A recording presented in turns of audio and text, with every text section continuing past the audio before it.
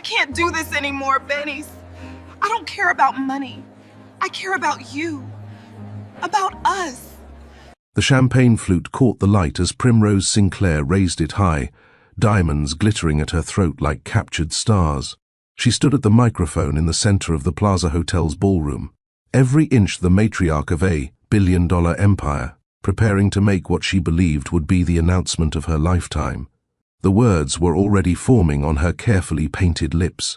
My first grandchild, the phrase that would cement the Sinclair legacy for another generation, the news that would grace tomorrow's society pages and set the Upper East Side buzzing for weeks.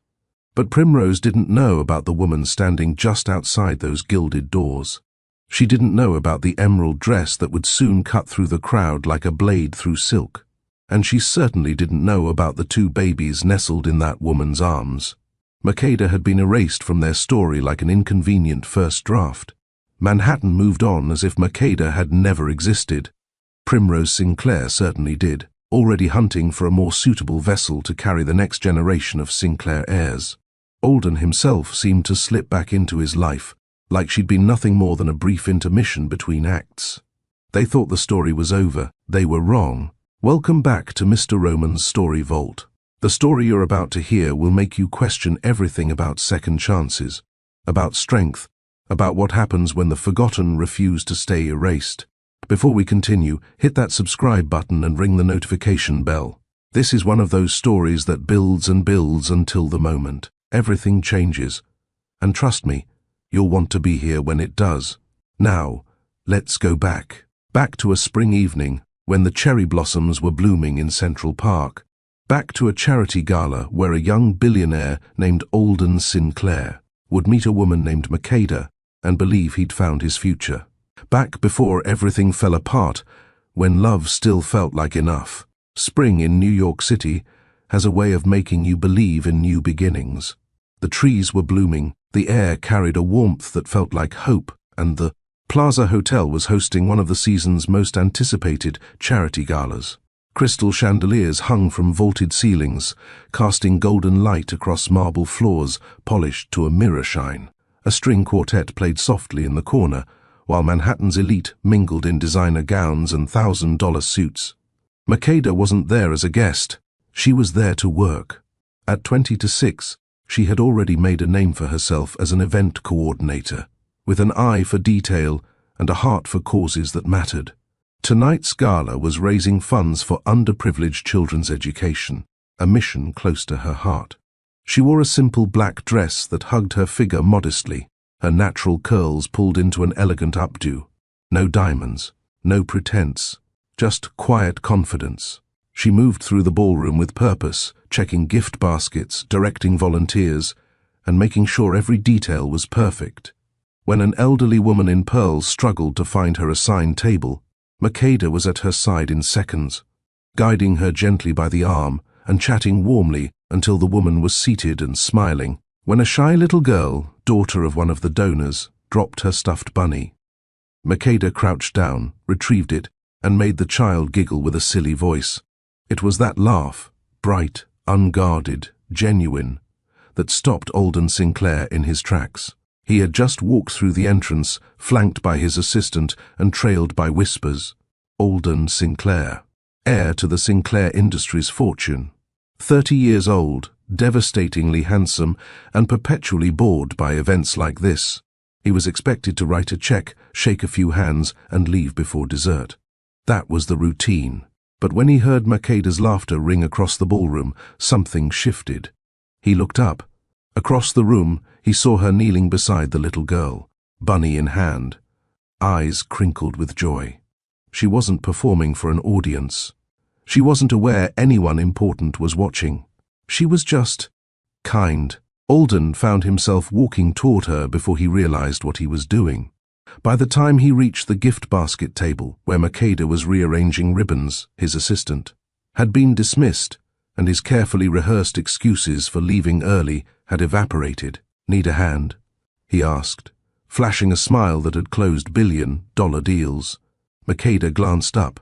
She recognized him immediately. Who wouldn't? But her expression didn't change. No starry eyes, no sudden nervousness. Just a polite, measured smile. "I've got it under control," she said, turning back to the baskets. "But thank you." Alden blinked. Women didn't usually dismiss him. Intrigued, he stepped closer. "I insist. I'm terrible at these events, and helping you seems like a better use of my time than listening to another speech about tax-deductible donations." That made her laugh, a real one. She looked at him again, this time with curiosity instead of politeness. "All right, Mr. Sinclair, you can carry these baskets to the silent auction table. Try not to drop them." "Alden," he corrected, "and I'll do my best." They worked side by side for the next 20 minutes.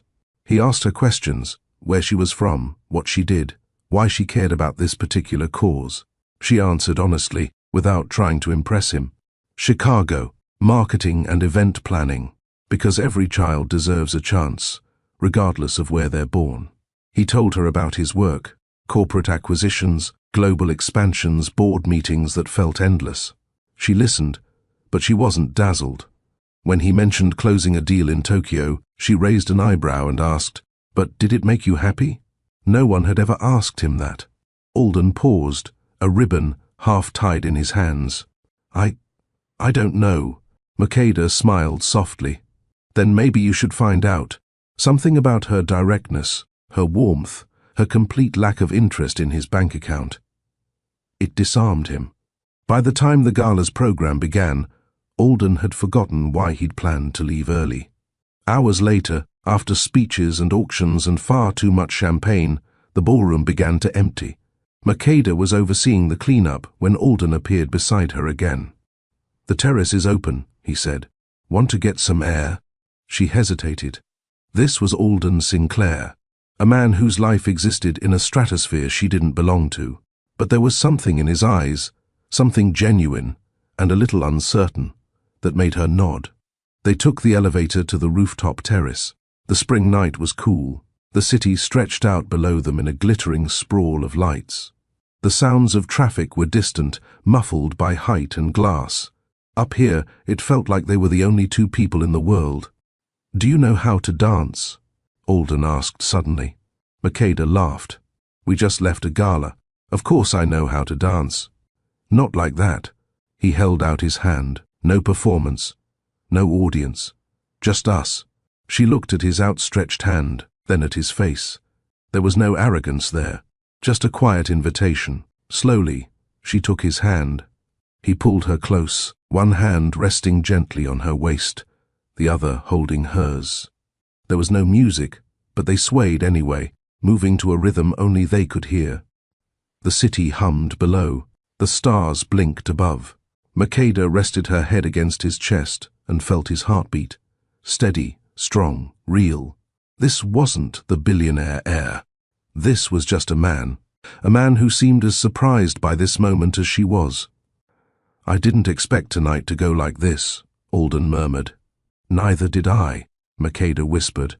When she finally pulled back and looked up at him, he was smiling, not the polished boardroom smile, but something softer, something true. "Can I see you again?" he asked. She should have said no. She should have recognized the danger of falling for someone whose world was so different from hers. But instead, she smiled. Yes. That single word changed everything.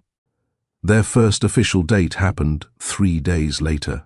Alden arrived at her modest apartment in Chicago in a helicopter, because of course he did. Makeda stood on the rooftop landing pad, wind whipping her hair, half laughing and half terrified as he helped her inside. They flew over Manhattan, the city spreading beneath them like a living organism of steel and light. Alden pointed out landmarks. The Empire State Building, Central Park, the Statue of Liberty in the distance. Makeda pressed her face to the window, grinning like a kid. "This is insane," she shouted over the rotor noise. "Good insane or bad insane?" He shouted back. "Good." She laughed. "Definitely good." Their second date was the exact opposite. Alden showed up at her door in jeans and a simple t-shirt. No driver, no entourage, just him. They took the subway to Chicago and ate street tacos from a food truck she'd been raving about. He got salsa on his shirt. She laughed so hard, she nearly choked on her soda. "This is the best meal I've had in months," he admitted, licking lime juice off his thumb. "Better than your 5-star restaurants?" she teased. 1,000 times better. Their third date was quieter. They spent the afternoon in a used bookstore in the West Village, wandering through narrow aisles that smelled like old paper and possibility. Makeda pulled books off shelves and read him passages. He found a first edition of her favorite novel and bought it without her noticing, only to surprise her with it later. By the end of the month, they were inseparable. The media caught on quickly. Paparazzi snapped photos of them leaving restaurants, attending gallery openings, strolling through Central Park hand in hand. Headlines screamed, "Manhattan's new power couple." Tabloids speculated about wedding dates and prenups. Makeda's phone buzzed constantly with interview requests. But through it all, what mattered most were the quiet moments. The mornings she woke up in his penthouse, sunlight streaming through floor-to-ceiling windows, his arm draped across her waist. The nights he showed up at her apartment with takeout and stayed until dawn, talking about everything and nothing. The way he looked at her, like she was the only thing in the room that mattered. When Makeda invited him to Chicago to meet her family, Alden said yes without hesitation. Her parents lived in a modest 2-story home on the South Side. Her father was a retired postal worker. Her mother taught elementary school. Her younger brother was in college, studying engineering. They welcomed Alden with warmth and home-cooked injera, traditional Ethiopian flatbread that Makeda's mother had spent all day preparing. Alden sat at their kitchen table, laughing at her father's jokes, asking her mother for recipes and losing spectacularly at cards to her brother. There were no servants, no crystal glasses, no pretense. "Your family is wonderful," he told Makeda later that night as they sat on her childhood porch, crickets chirping in the summer air. "They're real," she said softly. "No masks, no games." He kissed her forehead. "I love that about them. I love that about you. But every fairy tale has its test." When it was time for Makeda to meet Alden's family, the contrast was stark. Primrose Sinclair lived in a Fifth Avenue penthouse that felt more like a museum than a home. Everything was pristine, curated, cold. Primrose herself was a vision of elegance, blonde hair swept into a flawless chignon, designer dress, jewels that probably cost more than Makeda's annual salary. Dinner was served in a formal dining room with a table long enough to seat 12. It was just the three of them. Primrose smiled, but it never reached her eyes. "So, Makeda," she began, delicately cutting her filet mignon, "Alden tells me you're in marketing, event planning, and brand consulting," Makeda clarified politely. "How charming." Primrose took a sip of wine. "And your family, they're from Chicago?" "Yes. My parents immigrated from Ethiopia before I was born." "Ah." Primrose set down her glass. "How exotic." The word hung in the air like a slap. Makeda's smile tightened, but she didn't flinch. Alden's jaw clenched. "Mom, I'm simply getting to know her, darling." Primrose's tone was sweet poison. "After all, if this relationship is serious, we should understand where she comes from." Makeda met Primrose's gaze directly. "My family is hard-working, honest and kind. I'm proud of where I come from." Primrose smiled thinly. "Of course you are." The rest of dinner was excruciating. Primrose asked pointed questions about Makeda's education, her finances, her plans with Alden. Every answer was met with polite skepticism. When dessert finally arrived, Makeda had lost her appetite. In the car afterward, Alden apologized profusely. "She's just protective. She'll warm up to you, I promise." Makeda nodded, but doubt had planted itself in her chest. She wondered if Primrose would ever see her as anything more than an outsider. Still, love has a way of making you believe anything is possible. 6 months later, Alden proposed. They were back on that same rooftop terrace where they'd first danced. He got down on one knee, pulled out a ring that sparkled like captured starlight, and asked her to be his wife. Makeda said yes through tears. The wedding took place the following spring in the Hamptons. It was smaller than Primrose wanted and more elegant than Makeda had dreamed. White roses and traditional Ethiopian coffee ceremonies blended seamlessly. Makeda wore a dress that honored both cultures, a modern silhouette with intricate embroidery inspired by her heritage. When Alden saw her walking down the aisle, his eyes filled with tears. His vows were simple but devastating. "Makeda, you showed me what it means to be seen. Not as a name or a fortune, but as a man. I promise to spend every day showing up for you, to be present, to be yours, forever." Makeda's vows were just as powerful. "Alden, I choose you not because of what you have, but because of who you are. I love you without conditions, without limits, without fear, today and always." They kissed under a canopy of flowers while their guests cheered. For one perfect moment, the world was theirs. Primrose sat in the front row, smiling for the cameras, but her eyes were unreadable. As Makeda and Alden danced their first dance as husband and wife, the future stretched before them, golden, limitless, full of promise. They had no idea how quickly it would all fall apart. The first year of marriage felt like living inside a dream you never wanted to wake up from. Makeda would open her eyes to sunlight streaming through the floor-to-ceiling windows of their penthouse, Alden's arm wrapped around her waist, his breathing slow and steady against her neck. Those mornings were sacred. They'd make coffee together in the gleaming kitchen, him stealing kisses between sips, her laughing as he burned toast for the third time that week. "I run a multinational corporation," he'd joke, scraping blackened bread into the trash, "but I can't make breakfast." "Good thing you married someone who can," Makeda would tease, sliding a perfectly golden omelette onto his plate. They'd sit on the balcony overlooking Manhattan, legs tangled together on the lounge chair, talking about everything. Their businesses were both growing. Makeda had landed 3 major clients for her marketing consultancy, and Alden was in the middle of expanding Sinclair Industries into the Asian market. But back then, work was just work. It didn't consume them. They still made time. Friday nights were theirs. No meetings, no galas, no obligations. Sometimes they'd fly to the Hamptons for the weekend. Other times they'd stay in, order Chinese food, and watch old movies until they fell asleep on the couch. Makeda would wake at 2 in the morning to find Alden carrying her to bed, whispering, "I've got you." And she believed him. But somewhere between the first anniversary and the second, things began to shift. It started small, so small that Makeda almost didn't notice. Alden began staying at the office later. A dinner reservation would be made for 7, and he'd text at 6:30, running behind. "Start without me." She'd sit alone at a table set for 2, smiling politely at the waiter who kept refilling her water glass, pretending she didn't feel the weight of every curious glance from nearby diners. He'd arrive eventually, flustered, apologetic, distracted. "I'm sorry, love. The Tokyo office had a crisis. You know how it is." And she did know.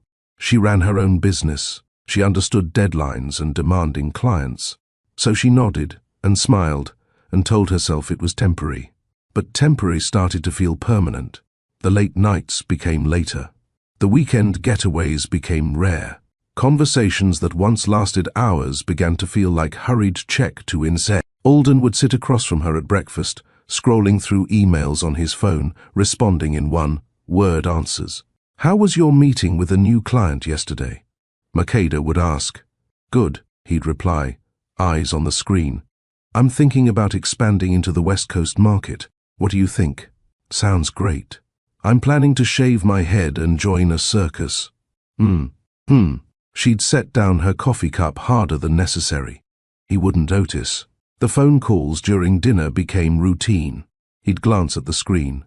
Hold up a finger, 1 second, I have to take this, and disappear into his office for 20 minutes while her food grew cold. When he returned, he'd kiss the top of her head and say, "Just one more deal, then I'll slow down. I promise." Makeda heard that promise so many times it stopped meaning anything. She started eating dinner alone more often than not. She'd plate his food, cover it with foil, and leave it in the oven. Some nights he'd get home in time to reheat it. Other nights she'd find it untouched the next morning, a silent testament to how late he'd worked. She told herself it was just a busy season, that things would get better. They didn't. Primrose didn't help. Once a month, like clockwork, Makeda would meet her mother-in-law for lunch at some absurdly expensive restaurant where the portions were tiny and the judgment was abundant. Primrose always chose the location, always set the agenda. At first, the lunches had been awkward, but tolerable. Primrose would ask polite questions about Makeda's business, offer cold smiles, and talk about the weather. But as the months wore on, the questions became pointed. So, Primrose began one afternoon, delicately cutting into a piece of seared tuna that probably cost more than Makeda's rent used to be. You and Alden have been married over a year now. 13 months, Makeda confirmed, taking a sip of sparkling water.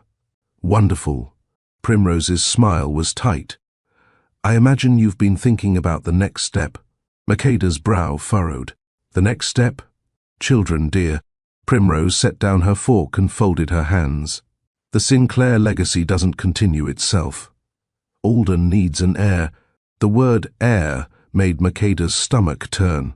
Not a child, not a baby. An heir. We've talked about it, Makeda said carefully. We're not in a rush. Primrose's expression cooled. You're not getting any younger, Makeda. Neither is my son. These things take time, and frankly, the family is waiting. The family, Makeda repeated, feeling her pulse quicken. Or you. Primrose's smile was razor-sharp. I'm simply thinking of what's best for everyone. Surely you want to secure your place in this family. There it was. The implication she'd been dancing around for months. That Makeda was temporary. That her place wasn't guaranteed. That she needed to prove her worth by producing the next generation of Sinclairs. Makeda set down her glass before her trembling hand could betray her. My place in this family is as Alden's wife, not as a vessel. Primrose's eyes glittered. Of course, dear. I didn't mean to imply otherwise, but her tone said exactly the opposite. That night, Makeda tried to talk to Alden about it. He was in his office, buried in contracts, barely looking up when she entered. Your mother cornered me about kids again today, Makeda said, leaning against the doorframe. His eyes didn't leave the screen. Alden, I'm serious. She's treating me like my only purpose is to give her grandchildren. She's just excited. He signed a document without reading it. You know how she is. That's not an excuse. I know. He finally looked up, but his expression was exhausted, not engaged. I'll talk to her. I promise. But he never did. Or if he did, it didn't change anything. Because the next month, at the next lunch, Primrose brought it up again. And again. And again. Makeda started to dread those lunches the way you dread a dentist appointment. But she kept going, kept smiling, kept pretending the constant pressure wasn't slowly crushing her. Their second anniversary arrived on a Tuesday in spring. Makeda had made reservations at a riverside restaurant in Chicago, the same one where they'd celebrated milestones before. She wore a deep burgundy dress, curled her hair, put on the diamond earrings Alden had given her on their wedding day. She wanted tonight to matter. She needed it to matter. Maybe if they could just reconnect, just talk without distractions, they could find their way back to each other. Alden arrived 15 minutes late, still in his suit from work, phone already buzzing in his pocket. He kissed her cheek distractedly and sat down, immediately reaching for the device. Can you put that away? Makeda asked gently. Just for tonight? Of course. Sorry. He silenced it, but left it face up on the table. His eyes kept drifting to the screen. They ordered. The waiter brought wine. Makeda tried to start a conversation about a trip they'd talked about taking. Maybe the Amalfi Coast, maybe Bali. That sounds nice, Alden said, but his tone was flat, non-committal. We could go in the spring, Makeda pressed. Take 2 weeks. Really unplug. Maybe. We'll see how things look. The words felt like a wall going up between them. Makeda took a breath, steadying herself. This was her husband, the man who had once danced with her under the stars, the man who had promised to show up. Alden, she said softly, reaching across the table to take his hand. I want to talk about us, about our future. He squeezed her hand, but his attention was already somewhere else. What about it? I've been thinking, maybe it's time we start trying for a family. That got his attention. He looked up, blinking as if he'd just remembered she was there. A family? Now? Why not now? I'm in the middle of the biggest expansion in the company's history, Makeda. I'm barely keeping my head above water as it is. You've been saying that for months. Because it's true. His phone buzzed. He glanced at it reflexively. Makeda pulled her hand back. Do you even want kids with me? Of course I do. But he said it the way you'd confirm a dentist appointment. Obligatory, automatic. Just not right now. Soon. When things settle down, there was that word again. Soon. Soon had become the cruelest word in the English language. It was a promise that never came. A future that stayed forever out of reach. When? Makeda's voice cracked. When will things settle down? When will you have time for me? For us? I don't know. He ran a hand through his hair, frustration creeping into his tone. I'm doing the best I can. Your best used to include me. His phone buzzed again. This time, he picked it up. I'm sorry, I have to take this. It's London. It's always something. Makeda's voice was barely a whisper. He stood, phone already pressed to his ear. I'll be quick. But he wasn't. He was gone for 20 minutes. By the time he returned, Makeda's entree had arrived and gone cold. She hadn't touched it. She was staring out at the river, watching the lights reflect off the dark water, wondering how they'd gotten here.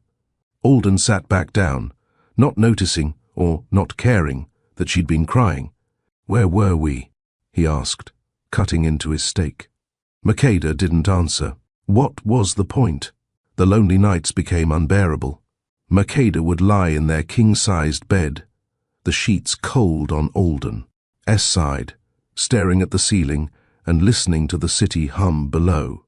Some nights he'd come home after midnight, smelling like conference rooms and coffee, and collapse into bed without a word.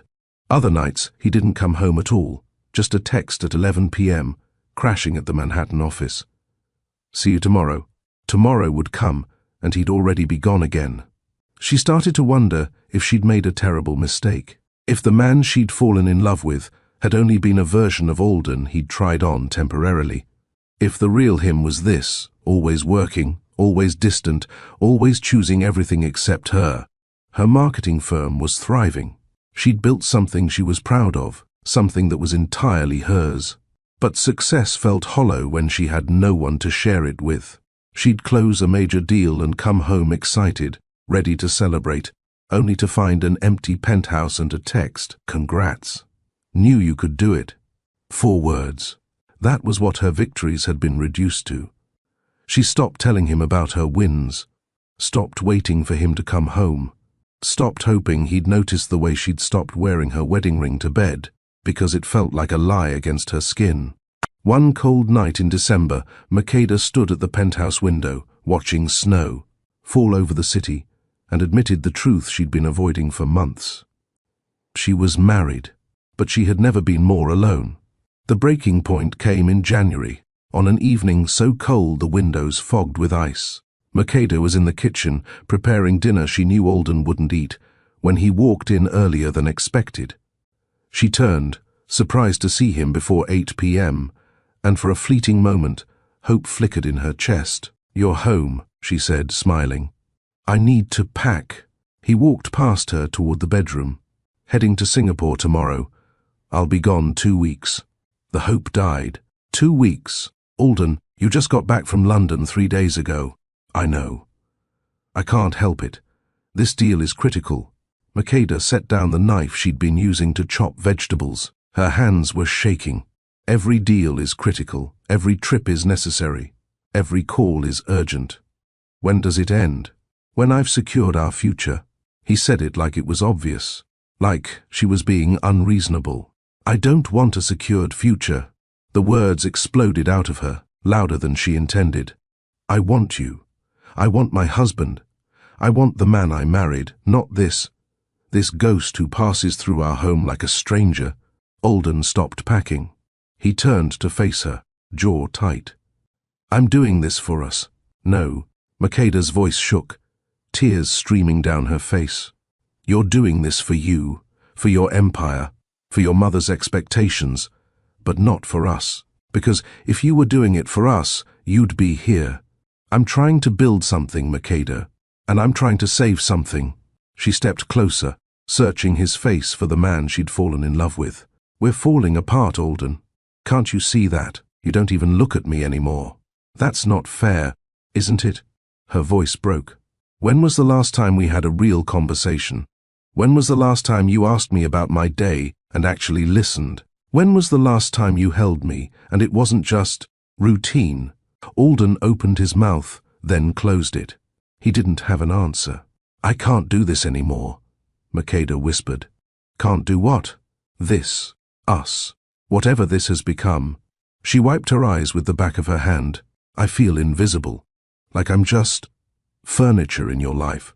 Something you glance at but don't really see. You're being dramatic. The words hit like a slap. Makeda recoiled, anger flashing through her grief. I'm being honest. But you wouldn't know the difference anymore. What do you want from me? Alden's frustration boiled over. I'm building an empire. I'm securing a future where you never have to worry about money or stability or... I don't care about money. Makeda shouted. I care about you. About us. I want a partner, not a provider. I want a husband who comes home, who talks to me, who sees me. I'm doing my best. Your best isn't enough. The words hung in the air, sharp and final. Alden stared at her, something wounded flickering across his face. But instead of fighting for her, instead of apologizing, instead of promising to change, he shut down. Fine, he said coldly. If I'm not enough, maybe I should give you space to figure out what you actually want. Makeda's heart shattered. That's your answer? Space? What else do you want me to say? That you'll try? That I matter more than your next deal? That you choose me? Her voice cracked on the last word. But Alden just stood there, silent and unyielding. And Makeda realized with horrible clarity that he wasn't going to fight for her. That he'd already made his choice, and it wasn't her. Get out, she whispered. What?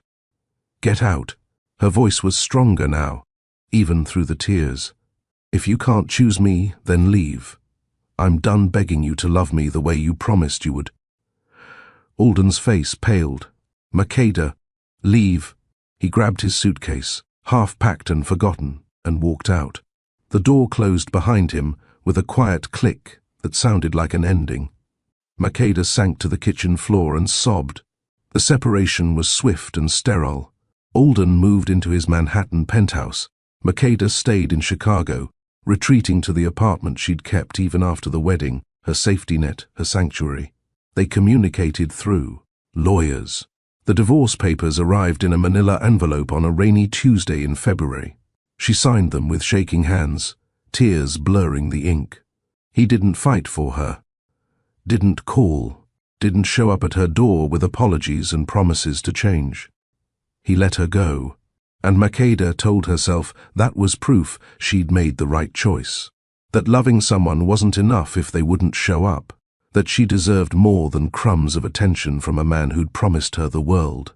But late at night, alone in her apartment, she still cried for what they'd lost. What she didn't know, what neither of them knew, was that she wasn't as alone as she felt. Inside her, two tiny hearts had just begun to beat. If you've ever felt invisible to someone who promised to see you forever, drop a heart in the comments. And stay with me, because Makeda's story is far from over. In fact, it's about to take a turn that will change everything. The apartment in Chicago felt different now. It was the same space Makeda had kept as her own throughout the marriage, her safety net, her piece of independence. But returning to it as a divorced woman changed everything. The exposed brick walls that once felt trendy now felt cold. The hardwood floors echoed with emptiness. The silence wasn't peaceful anymore. It was suffocating. March arrived with rain that never seemed to stop. Makeda moved through her days like she was underwater, everything muted, everything slow. She'd wake up, force herself to shower, put on clothes that suddenly felt too big, and sit at. her laptop answering emails from clients who had no idea her entire world had just collapsed. Work became her armor. She threw herself into campaigns and strategy sessions, taking calls at all hours, saying yes to every project. If she stayed busy enough, she didn't have to think, didn't have to feel, didn't have to acknowledge the gaping hole where her marriage used to be. But nights were different. Nights were when the loneliness crept in, heavy and relentless. She'd lie in bed staring at the ceiling, her phone next to her pillow, waiting for a call that never came. Waiting for Alden to realize what he'd lost. Waiting for him to fight for her. He never did. By mid-March, Makeda started feeling off. At first, she blamed it on stress. The exhaustion made sense. She'd been running herself into the ground. The nausea was probably from skipping meals and surviving on coffee. The headaches were tension. Everything had a logical explanation until her period didn't come. She waited 3 days, telling herself it was just late. Stress could do that. Grief could do that. A week passed. Then 10 days. On a Thursday evening, after a particularly brutal day of back-to-back client meetings, Makeda found herself standing in the pharmacy aisle, staring at rows of pregnancy tests. Her hands trembled as she grabbed one, the expensive kind that promised early detection and clear results. She paid cash, avoided eye contact with the cashier, walked the 6 blocks home in the rain, because she couldn't trust herself to drive. Back in her apartment, she stood in the bathroom for 10 minutes, test in hand, unable to move. Taking it meant facing a possibility she hadn't allowed herself to consider. Not taking it meant living in this awful limbo of not knowing. She took it. The instructions said to wait 2 minutes. Those were the longest 2 minutes of her life. She set the test on the counter and walked out of the bathroom, pacing her living room, counting seconds, trying to breathe. Her heart hammered against her ribs. Her hands wouldn't stop shaking. When she finally forced herself to go back and look, the world tilted. 2 pink lines. Positive. Makeda gripped the edge of the sink, staring at those 2 lines like they were written in a language she didn't understand. Pregnant. She was pregnant. The room spun. Her knees buckled. She sank onto the cold tile floor, test still clutched in her hand, and the tears came.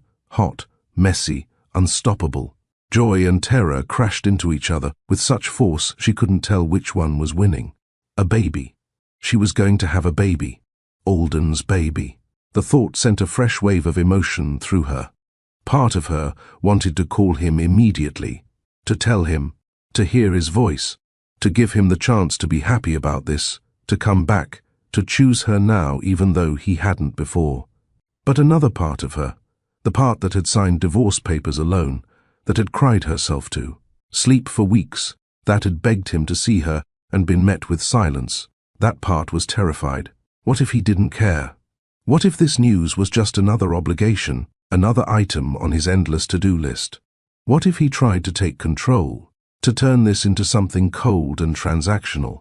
What if he broke her heart all over again? Makeda stayed on that bathroom floor until the tiles left imprints on her skin and the tears finally ran dry. When she stood, legs unsteady, she caught her reflection in the mirror. Her eyes were swollen. Her face was blotchy. But underneath the wreckage, there was something else. Determination. She placed a hand on her still flat stomach and whispered, "I've got you. Whatever happens, I've got you." 2 weeks later, Makeda sat in a doctor's office wearing an oversized sweater and gripping the armrests of a chair that smelled like antiseptic. She'd made the appointment under her maiden name, some irrational part of her afraid that news would somehow leak back to Alden before she was ready. Dr. Okafor was a kind woman in her 50s, with gentle hands and a calm voice. She confirmed what the home test had already told her. Makeda was approximately 8 weeks pregnant. Everything looked good. Heartbeat was strong. "Let's do an ultrasound, just to be sure," Dr. Okafor said, gesturing to the exam table. Makeda lay back, lifted her shirt, and tried not to flinch when the cold gel touched her skin. The doctor moved the wand across her abdomen, eyes focused on the screen. Makeda stared at the ceiling, not ready to look, not ready to make it real. Then Dr. Okafor paused. Her expression shifted, not concern exactly, but surprise. "Miss Makeda," she said slowly, adjusting the wand, "there's something you should see." Makeda's stomach dropped. "Is something wrong?" "No, no, nothing's wrong. Doctor." Okafor turned the screen so Makeda could see it. "Actually, there are 2 heartbeats." The words didn't register at first. Makeda blinked at the grainy black and white image on the screen. 2 twins. "Doctor." Okafor smiled. "You're having twins." Makeda's hand flew to her mouth. "Oh my God." 2 strong heartbeats, both measuring right on track. Twins, not 1 baby. 2 lives growing inside her. 2 futures depending on her. 2 reasons to be strong. Makeda left the clinic in a complete daze, clutching the sonogram printout like it was made of glass. She sat in her car in the parking lot for 20 minutes, staring at the tiny grainy shapes on the thermal paper. 2 little beans. 2 miracles. Her phone buzzed. A text from a number she still hadn't deleted from her contacts. "Alden, hope you're doing well." 3 words. Casual. Polite. Distant. Makeda stared at the message, then at the sonogram.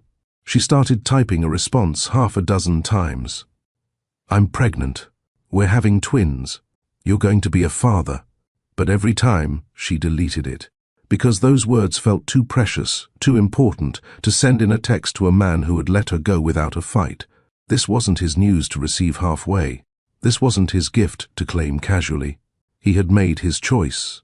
He chose his empire, his deals, his endless pursuit of more.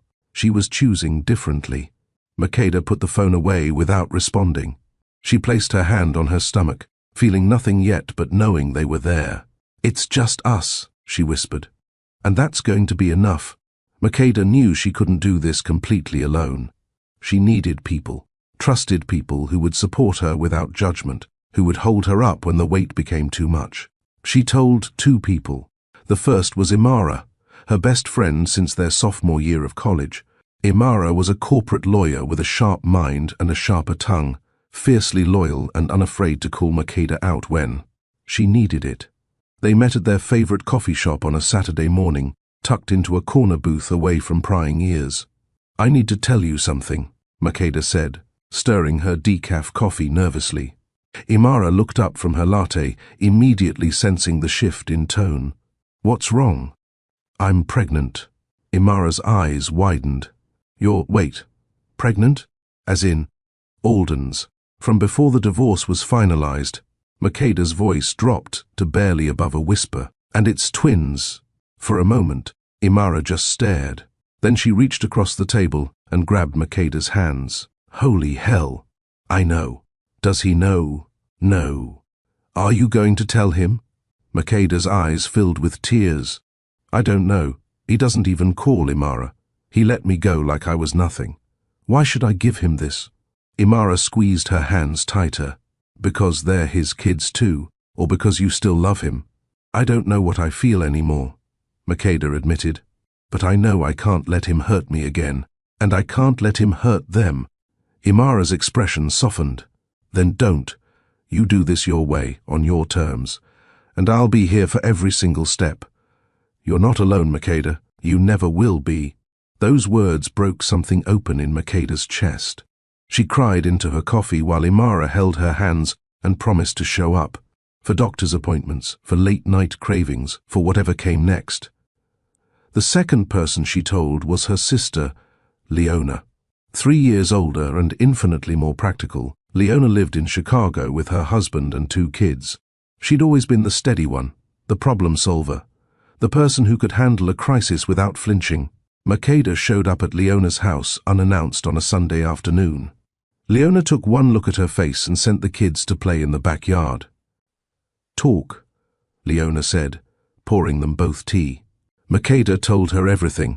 The divorce, the pregnancy, the twins, the unbearable weight of not knowing what to do.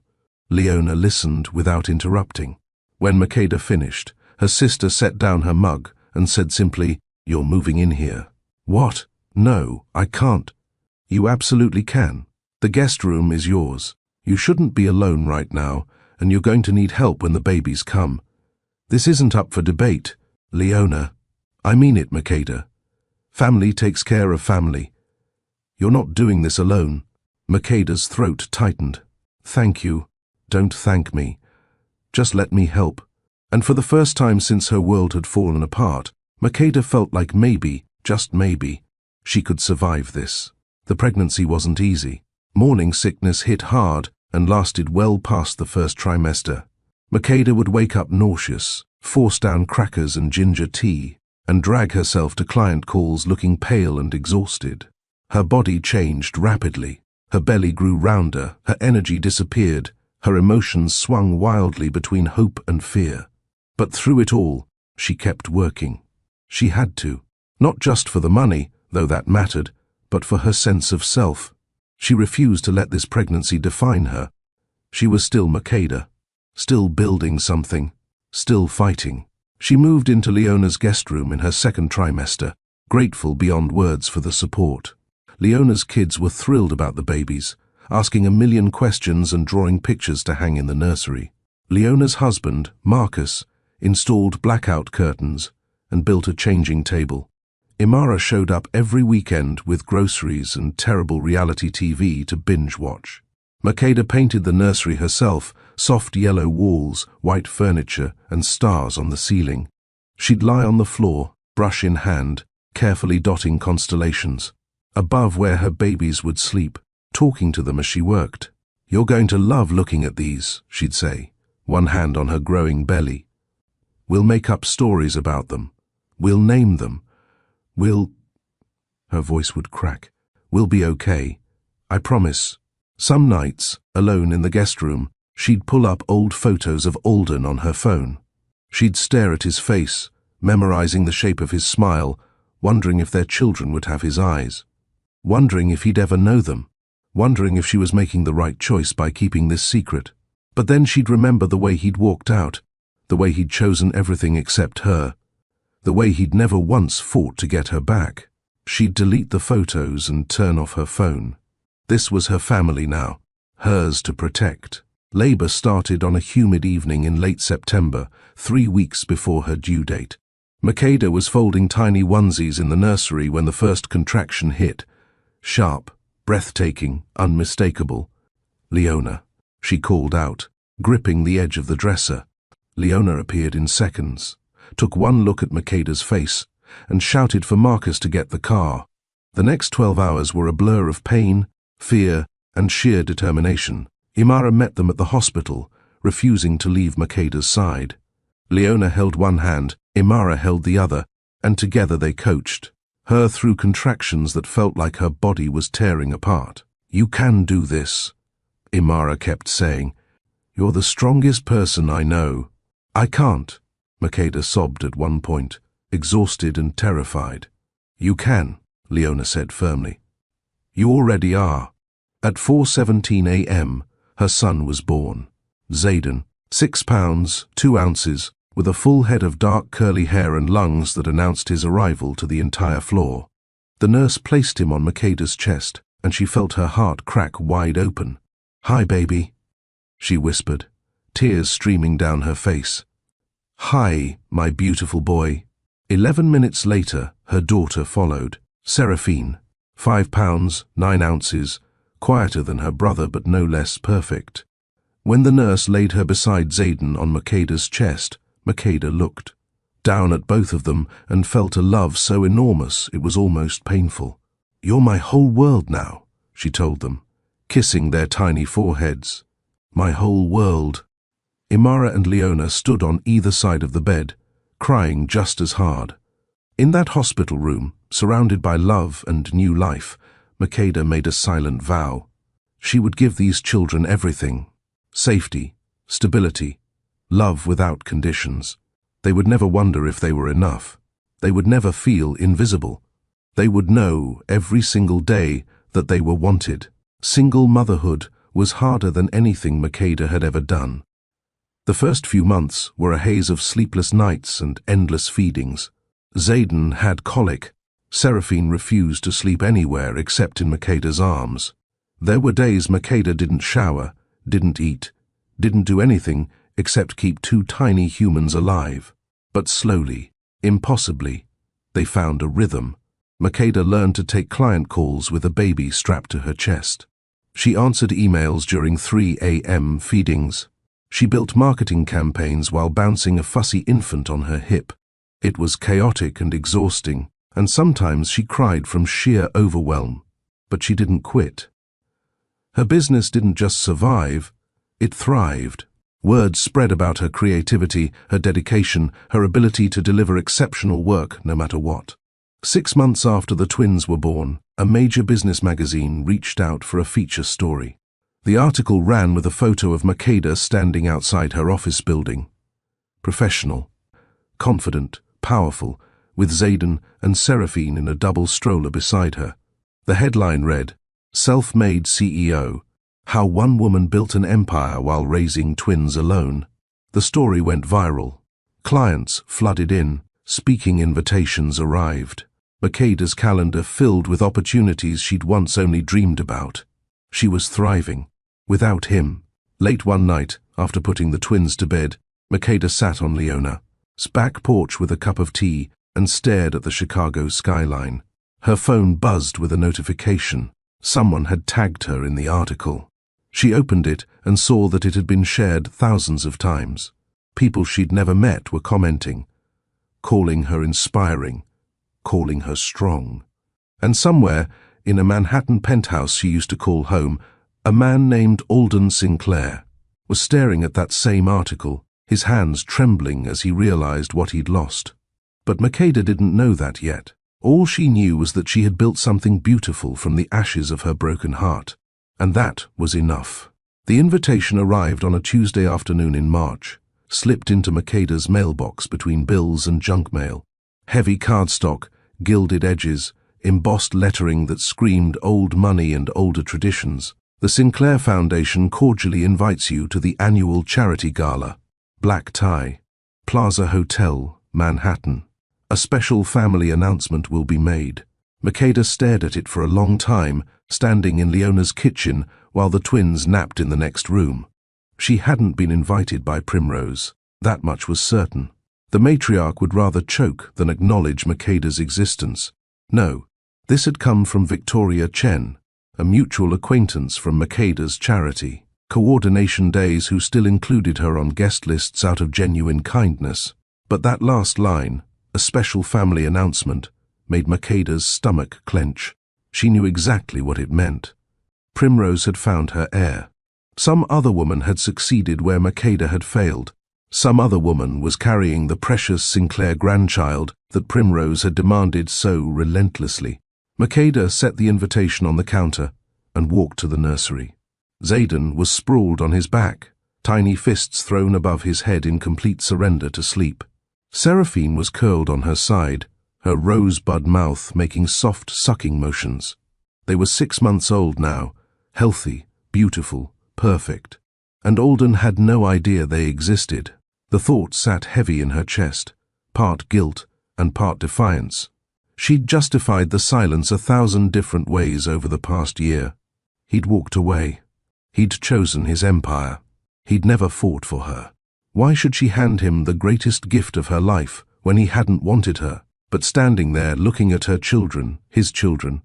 Makeda wondered if she'd been protecting them or punishing him. Maybe both. She picked up her phone and called Imara. "I got an invitation to the Sinclair Gala," she said without preamble. There was a pause. "You're not seriously considering going?" "I don't know. Maybe." "Makeda." Imara's voice sharpened. "You don't owe them anything. Not Primrose, not Alden, not any of those people who erased you the second you became inconvenient." "I know. Then why would you put yourself through that?" Makeda didn't have a good answer. Or maybe she had too many answers. Because part of her wanted to see Alden's face when he realized what he'd missed. Part of her wanted Primrose to know that the grandchildren she'd demanded had been here all along. Part of her wanted to walk into that gilded world one more time and prove she'd survived without them, that she'd thrived. "I need to think about it," Makeda said quietly. She called Leona next. Her sister's response was different. "Do you want to go?" Leona asked. I don't know. Let me rephrase. Do you want them to see what they lost? Makeda looked at the twins again. Yes. Then go. But don't go alone. Don't go vulnerable. Go like the woman you've become, strong, successful, and holding proof that you didn't need them.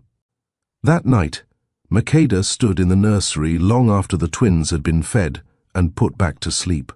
She stared at the invitation she'd brought with her, at the embossed Sinclair, crest that had once felt like a promise, and now felt like a challenge.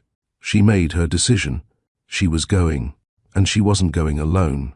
The week leading up to the gala was a blur of preparation that felt less like getting ready for a party and more like suiting up for war. Makeda chose her dress with surgical precision. It had to be perfect, not trying too hard, not apologizing for her presence, not fading into the background. She found it at a boutique in downtown Chicago, emerald green silk that hugged her post-baby curves and fell in elegant folds to the floor. The neckline was modest but striking. The color made her skin glow. When she tried it on, Imara whistled low. You look like you could buy and sell that entire ballroom. Good, Makeda said, turning to check the back. That's exactly the energy I want. Her hair was styled in soft curls that cascaded over one shoulder. Her makeup was flawless. Dramatic eyes, bold lips, the kind of look that said she'd spent time on herself because she was worth it. She wore the diamond earrings her parents had given her for her college graduation, not the ones Alden had bought her. This version of herself owed the Sinclairs nothing. The twins were dressed in matching outfits, soft white onesies under cream-colored blankets that Leona had crocheted by hand. Makeda had debated bringing them at all, worried about the late hour and the crowd and the sheer chaos of walking into that world with 2 infants. But Leona had been firm. Those babies are your truth. If you're going to do this, do it all the way. The morning of the gala, Makeda stood in front of the full-length mirror in Leona's guest room, twins secured in a specialized carrier that allowed her to hold them both. She looked at her reflection, this woman in emerald silk with 2 beautiful children and eyes that no longer held heartbreak, only strength. We're ready, she whispered. The drive from Chicago to Manhattan took just under 4 hours in the private car Makeda had hired. She couldn't risk the logistics of flying with 2 infants, and she needed the time to steady herself. Zayden and Seraphine slept peacefully in their car seats for most of the journey, lulled by the motion and the soft hum of the engine. Makeda sat between them, one hand resting on each carrier, watching the landscape change from Midwest plains to East Coast density. Her heart was racing. No matter how many times she told herself she was doing the right thing, doubt crept in. What if this was cruel? What if she was using her children to make a point? What if walking into that ballroom destroyed the fragile peace she'd built over the past year? But then she'd remember Primrose's cold questions about her background. She'd remember Alden's distracted half-presence in their marriage. She'd remember signing divorce papers alone while he moved on without a backward glance. She'd remember being erased. Her hands stopped trembling. By the time they reached Manhattan, the sun had set and the city was alive with light. The driver navigated through traffic with practiced ease, eventually pulling up to the Plaza Hotel's entrance. Red carpet stretched from the curb to the gilded doors. Valets in crisp uniforms stood ready. Photographers lined the barriers, hoping to catch arriving celebrities and socialites. Makeda took a deep breath. This was it. The driver opened her door. She stepped out in one fluid motion, emerald dress catching the camera flashes, twins secured carefully in her arms. For a heartbeat, there was only the click of cameras and the murmur of the crowd. Then someone recognized her. That's Makeda, a photographer shouted. Alden Sinclair's ex-wife. The flashes intensified. Questions were shouted. But Makeda didn't stop, didn't pause, didn't offer a single quote. She walked up that red carpet with her head high and her children close, every step deliberate and sure. She didn't look back. The Plaza Ballroom was exactly as she remembered, excessive, elegant, designed to make you feel both awed and inadequate. Crystal chandeliers hung like frozen fireworks. Marble floors gleamed under thousands of tiny lights. Designer gowns in every color swirled through the crowd. Men in tuxedos that cost more than most people's cars held champagne flutes and discussed mergers. Makeda stepped inside and let the doors close behind her. For a moment, no one noticed her arrival. The party was in full swing, a string quartet playing something classical, waiters, circulating with hors d'oeuvres, conversations flowing like the expensive wine. Makeda scanned the room with practiced efficiency. She found Alden almost immediately. He stood near the center of the ballroom, tall and handsome in a perfectly tailored tuxedo. His dark hair was styled just the way she remembered. His posture was confident but somehow hollow, like a man going through familiar motions without feeling them. And beside him, her arm looped through his, was a woman Makeda had never seen before. Young, blonde, pretty in that generic socialite way. She wore a blush-pink gown and a smile that didn't quite reach her eyes. Makeda felt a sharp twist in her chest, not jealousy exactly, but something close. Proof that he'd moved on. Proof that she'd been replaceable after all. But then Seraphine made a soft cooing sound, and Makeda looked down at her daughter's perfect face, and the pain dissolved. She hadn't been replaced. She'd been freed. Before Makeda could decide her next move, the music lowered, and a ripple of anticipation moved through the crowd. People turned toward the small stage at the far end of the ballroom where a microphone stood ready. Primrose Sinclair glided into view. She looked exactly the same, ageless, elegant, untouchable. Her gown was champagne-colored silk. Her jewelry was understated but clearly worth a fortune, and her smile was the practiced warmth of someone who'd spent a lifetime performing for crowds. "Good evening, everyone," Primrose began, her voice carrying effortlessly through the sound system. "Thank you so much for joining the Sinclair Foundation for another year of giving back to our community. Your generosity continues to make a real difference." Polite applause. Primrose waited for it to fade, her smile growing wider. "Tonight is particularly special," she continued, "because beyond our charitable mission, I have a personal announcement to make." She paused for effect, letting the anticipation build. "As many of you know, family has always been the cornerstone of the Sinclair legacy, and I am absolutely thrilled to share that our family is about to grow." She gestured toward Alden and the blonde woman. All eyes turned to them. The woman blushed prettily. Alden offered a tight smile that looked more obligatory than joyful. "My son Alden and his lovely companion are expecting," Primrose announced, her voice thick with emotion. "My first grandchild is on the way." The ballroom erupted in applause and congratulations. People surged toward Alden, shaking his hand, kissing the blonde woman's cheek.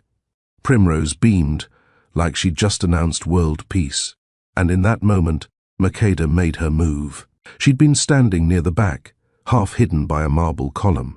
Now she stepped forward, walking with slow, deliberate purpose toward the center of the room. Her heels clicked against the marble, a steady rhythm that somehow cut through the noise. One person noticed her, then another, then 10. The applause faltered. Conversations died mid-word. Champagne flutes froze halfway to lips. By the time Makeda reached the open space in front of the stage, the ballroom had gone completely silent. Every single person was staring at her, at the emerald dress, at the confident posture, at the two babies cradled in her arms. Primrose's smile faltered. Her eyes went wide, her perfect composure cracking like porcelain. Alden turned, and the blood drained from his face. "Makeda," he breathed, so quietly it was barely audible, but the microphone caught Primrose's shocked gasp. What are you doing here?" Makeda stopped directly in front of them. She didn't rush, didn't shout, didn't need to. Her presence was enough. "Hello, Primrose," she said evenly, her voice carrying in the stunned silence. She turned to Alden, and for the first time in over a year, their eyes met. "Hello, Alden." His mouth opened, closed, opened again. No words came out. Makeda shifted slightly, adjusting the babies in her arms so the blankets fell away from their faces. Zayden yawned, his tiny mouth opening wide. Seraphine blinked up at the chandelier light, her brown eyes, Alden's eyes, curious and calm. "I believe," Makeda said quietly, There's been a misunderstanding about your first grandchild. Primrose's hand flew to her mouth. Two. You have two of them? Twins, Makeda confirmed. She looked directly at Alden. Your twins, Zayden and Seraphine, 6 months old, born in September. The words landed like grenades. The room erupted in whispers, shocked, scandalized, delighted whispers that spread like wildfire. Phones appeared. Cameras clicked. This was going to be in every gossip column by morning. Alden stared at the babies like he was seeing ghosts. His hands trembled. His carefully constructed composure shattered. They're mine? Makeda didn't answer. She didn't need to. The truth was written in Zayden's curls, in Seraphine's eyes, in the shape of their faces. Slowly, so slowly the entire room seemed to hold its breath, Alden stepped forward. His hands reached out, hesitant, shaking. Can the first? Makeda hesitated, her instinct to protect warring with the look of absolute devastation on his face. Then, carefully, she shifted Zayden into Alden's arms. He held his son like he was made of glass. Tears spilled down his cheeks, unchecked and unashamed. "Oh my God," he whispered, his voice breaking. "Oh my God, Makeda, why didn't you tell me?" "You never asked," she said simply. The blonde woman had disappeared into the crowd, smart enough to recognize when she'd been upstaged. Primrose stood frozen on the stage, her perfect announcement in ruins, her entire world reorganizing around this new reality. Then, because Primrose Sinclair had spent 60 years perfecting the art of social recovery, she cleared her throat and returned to the microphone. "Well," she said, her voice only slightly unsteady, "it seems the Sinclair family has been even more blessed than I realized." She descended from the stage and approached Makeda with slow, measured steps. Up close, her eyes were glassy with shock, but her chin was high. She looked at Seraphine, still in Makeda's arms, then at Zayden, cradled against Alden's chest, then at Makeda. "Twins," Primrose said again, as if testing the word. "Yes, and you raised them alone." "Yes." Something complicated crossed Primrose's face, regret perhaps, or respect, or simply the realization that she'd underestimated the woman she'd dismissed. She reached out tentatively and touched Seraphine's tiny hand. "They're beautiful," Primrose said quietly. Then she turned back to the crowd, pulled her society mask firmly into place, and announced in a clear, strong voice, "Ladies and gentlemen, may I introduce you to my grandchildren, Zayden and Seraphine Sinclair, the true first heirs to our family." This time, the applause was genuine. People crowded forward, offering congratulations that were equal parts sincere and hungry for gossip. Makeda felt hands on her shoulders, heard voices in her ear, saw camera, flashes that would ensure this moment lived forever on the internet. But all she could focus on was Alden, standing 2 feet away, tears still streaming down his face as he held their son and stared at her like she'd just rearranged his entire universe. Because she had. What would you have done in Makeda's shoes? Would you have walked in, or walked away forever? Drop your thoughts in the comments below. And if you're feeling this story, do me a favor and smash that like button. Trust me, we're not done yet. The real question is, what happens next? The hotel staff had quietly ushered them into a private salon off the main ballroom, a smaller room, with velvet couches and soft lighting, mercifully away from the cameras and curious stares. Makeda sank into a chair, exhaustion finally catching up with her. The adrenaline that had carried her through the grand entrance was fading, leaving her shaky and overwhelmed. Alden stood by the window, still holding Seraphine like he was afraid she might disappear if he loosened his grip. His tuxedo jacket was off, his bow tie undone, his hair disheveled from running his hands through it. He looked wrecked. Makeda held Zayden, who had started fussing from all the commotion. She rocked him gently, whispering soft reassurances until he settled against her shoulder. For a long moment, neither of them spoke. The silence was thick with a year's worth of unasked questions and unspoken pain. Finally, Alden's voice broke through, hoarse and raw. Why didn't you tell me? Makeda looked up, meeting his eyes directly. You didn't ask. You didn't stay. I didn't know. You didn't want to know, Alden. Her voice was steady, not angry, just honest. You chose your deals, your expansion, your empire. When things got hard, when I needed you to fight for us, you walked away. Why would I hand you this gift when you didn't want me? He flinched, like she'd struck him. That's not fair, isn't it? Makeda shifted Zayden to her other shoulder. You let me go without a single fight. You didn't call. You didn't show up. You moved on like I never existed. What was I supposed to think? I thought you wanted space. I thought... He stopped, shaking his head. I don't know what I thought. I was an idiot. Yes, Makeda agreed quietly. You were... Alden looked down at Seraphine, who had fallen asleep against his chest, her tiny fist clutching his shirt. A tear slid down his cheek and dropped onto her blanket. I missed everything. Her first months, his first smile. I missed all of it. You chose to miss it. I didn't choose this. His voice cracked. I didn't choose to lose you. I didn't choose to not know my own children. You chose your priorities, Makeda said, and I wasn't one of them. Neither were they, because you didn't know they existed. But you know what, Alden? That's on you. I built a life. I carried them alone. I gave birth alone. I raised them alone. And I survived. He nodded, fresh tears falling. I can see that. God, Makeda, you're incredible. You always were. And I was too blind to see it. The words hung between them, heavy with regret. Makeda stood, walked over to him, and gently took Seraphine from his arms. I need to get them home. It's past their bedtime. Can I see them again? Alden's voice was desperate, pleading. Makeda looked at him for a long moment, weighing his sincerity against her fear. I don't know yet. Please, Makeda, please. They're my children too, are they? The question was sharp. Because biology doesn't make you a father, Alden. Showing up does. And you have a lot to prove before you earn that title. She gathered the twins, collected her things, and walked toward the door.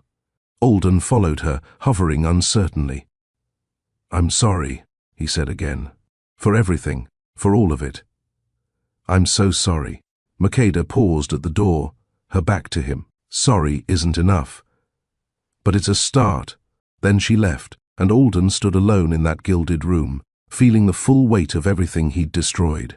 The penthouse felt like a mausoleum when Alden returned that night. He walked through rooms filled with expensive furniture and empty spaces, each step echoing his isolation. He poured himself a drink he didn't want, and stood at the floor-to-ceiling windows, staring out at the Manhattan skyline that had once felt like proof of his success. Now, it just felt cold. He found himself in his office, sitting at the desk where he'd spent countless hours closing deals and building his empire. 2 framed photographs sat on the corner, relics from a life that felt like someone else's. The first was from their wedding day. Makeda in her stunning gown, laughing at something he'd whispered in her ear. Him looking at her like she was the only person in the world. They looked so happy, so certain, so naive about what was coming. The second photograph was newer. He'd found it months ago when the article about Makeda had gone viral, the one about the self-made CEO raising twins alone. Someone had captured her outside her office building, professional and poised, with a double stroller beside her. He'd printed it, kept it, stared at it on nights when the guilt became unbearable. Now he looked at both photos and finally understood what he'd lost. It wasn't just a marriage, it wasn't just a woman. It was an entire life, a family, a future filled with Sunday mornings and bedtime stories and the kind of love that doesn't come from closing deals or expanding empires. He'd traded it all for a penthouse that felt like a prison. Alden set down his glass and picked up his phone. His finger hovered over Makeda's contact, the number he'd never deleted, the name he'd stared at 1,000 times without pressing call.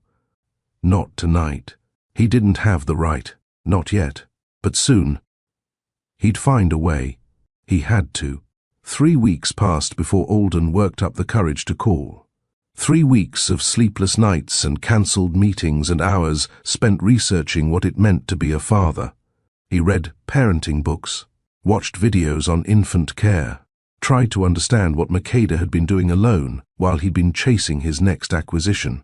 When he finally dialed her number, his hands were shaking. She answered on the 4th ring. "Hello. Makeda. It's Alden." A pause. "I know.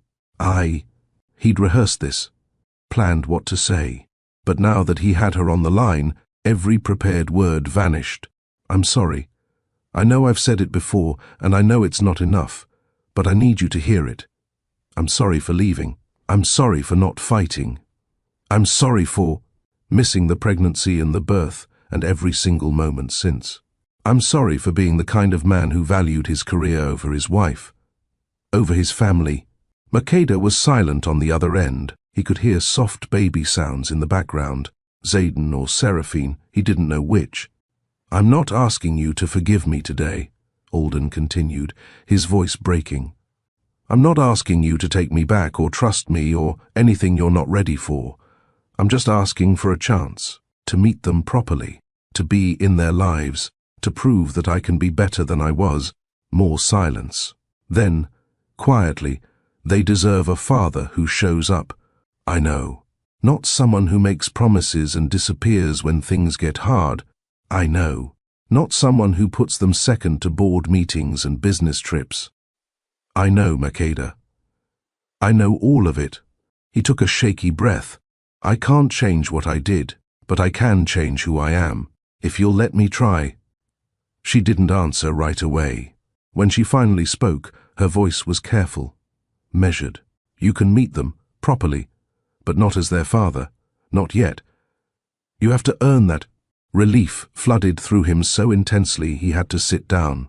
"Thank you. Thank you. When?" "Next Saturday. There's a cafe near my apartment in Chicago. 1 o'clock. I'll text you the address. I'll be there." "Alden." "Yeah? Don't make me regret this." The line went dead.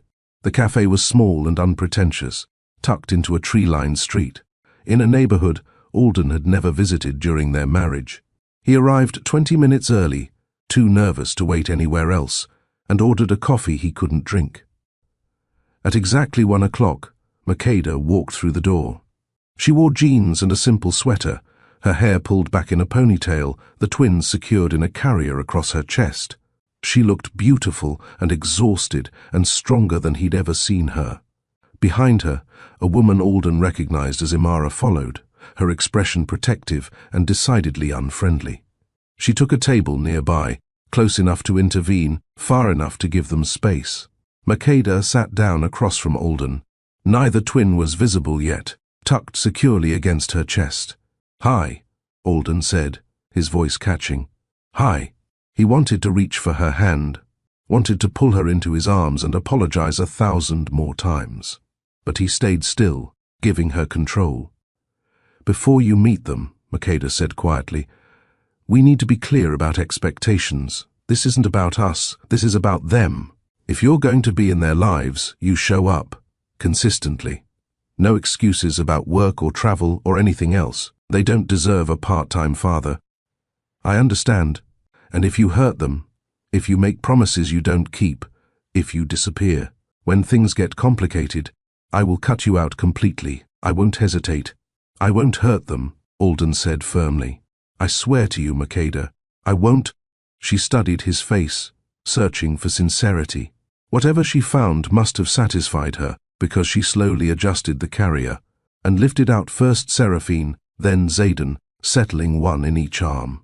"This is your daughter, Seraphine," Makeda said softly, turning so Alden could see the baby girl's face. "And this is your son, Zayden." Alden's breath caught.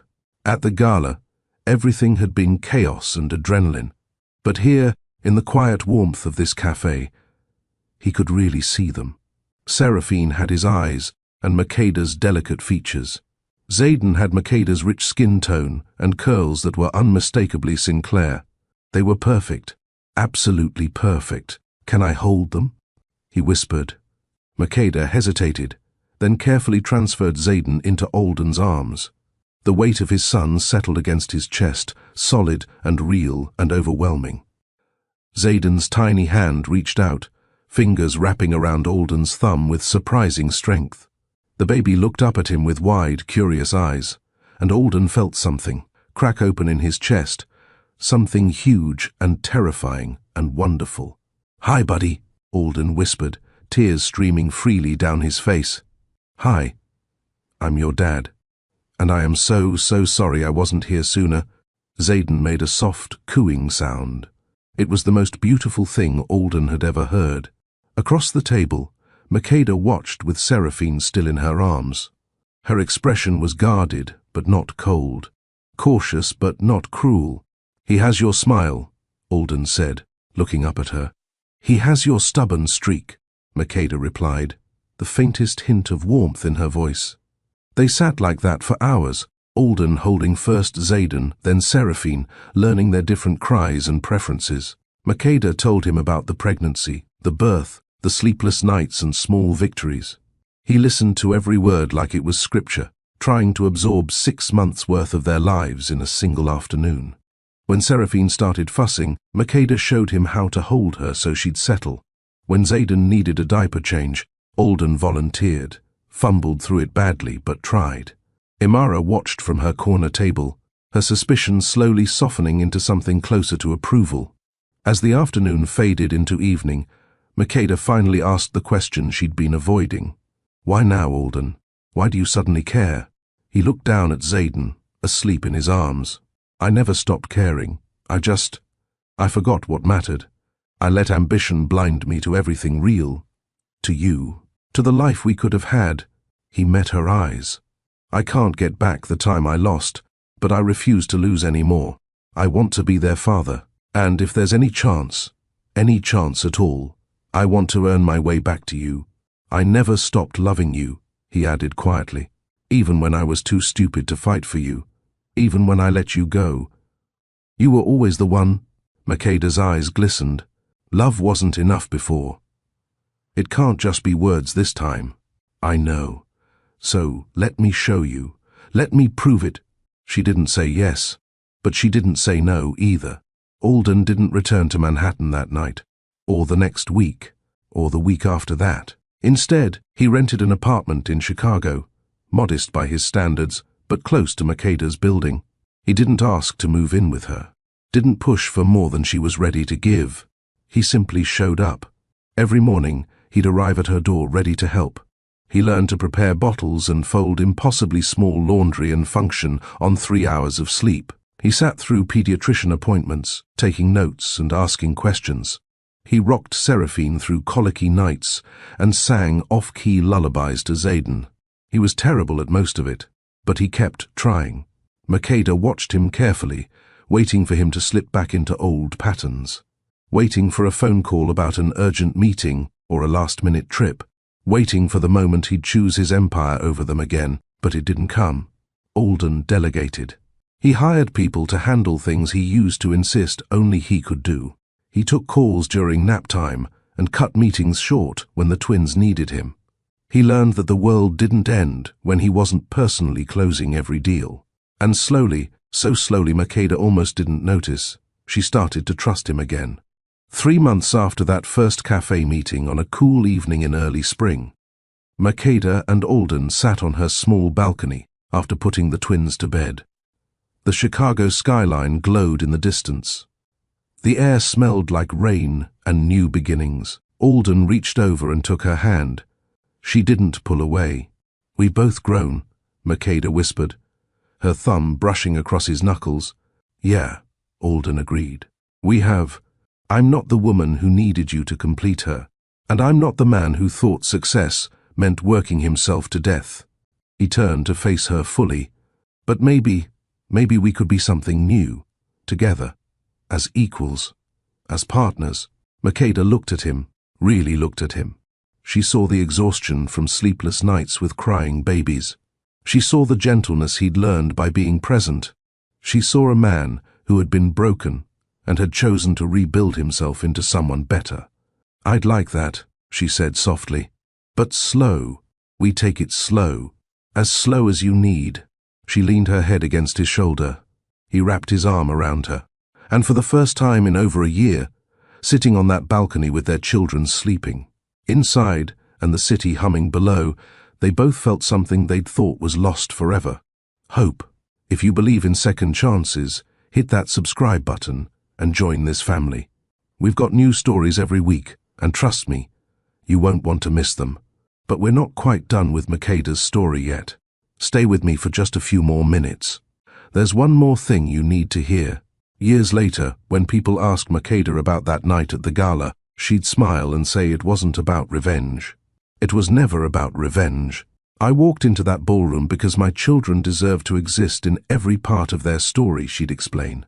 Not just the parts that were convenient or comfortable, but all of it. She was sitting on the porch of their new house in Chicago. Yes, their house, hers, and Alden's, bought together after 2 years of rebuilding trust one day at a time. Zayden and Seraphine, now 3 years old, were chasing fireflies in the backyard while Alden helped them with a mason jar, laughing as they squealed with delight. The woman interviewing Makeda for a documentary about successful entrepreneurs leaned forward. But weren't you angry? He left you. He chose his work over your marriage. Makeda watched her husband lift Seraphine onto his shoulders, watched him kiss Zayden's scraped knee better, watched him be the father he'd learned to become.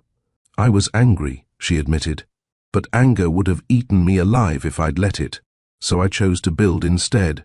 My company, my confidence, my children's future. When Alden walked away, I thought it meant I wasn't enough.